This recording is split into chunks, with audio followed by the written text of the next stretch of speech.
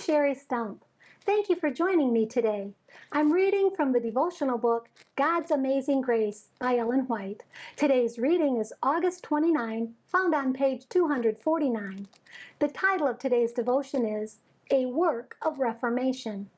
In Luke chapter 3 and verses 4 and 5 it says, "Prepare ye the way of the Lord, make his paths straight. Every valley shall be filled, and every mountain and hill shall be brought low, and the crooked shall be made straight, and the rough ways shall be made smooth." The work of reformation here brought to view by John, the purging of heart and mind and soul, is one that is needed by many who today profess to have the faith of Christ. Wrong practices that have been indulged in need to be put away. The crooked paths need to be made straight, and the rough places smooth. The mountains and hills of self-esteem and pride need to be brought low. There is need of bringing forth fruits meet for repentance, Matthew 3:8. When this work is done in the experience of God's believing people, all flesh shall see the salvation of God, Luke 3:6.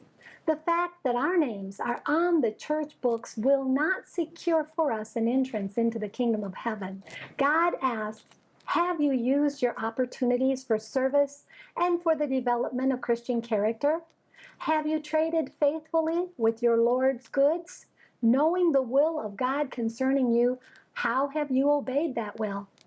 Have you sought to benefit and bless those who needed help and encouragement? There is no human being in the world but bears fruit of some kind, either good or evil, and Christ has made it possible for every soul to bear most precious fruit.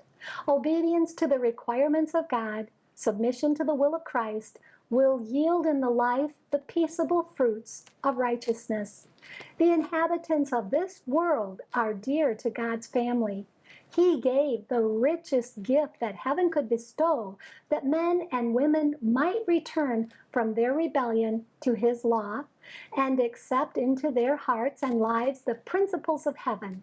If men would acknowledge the gift and accept his sacrifice, their transgressions would be pardoned, and the grace of God would be imparted to them to help them to yield in their lives the precious fruits of holiness.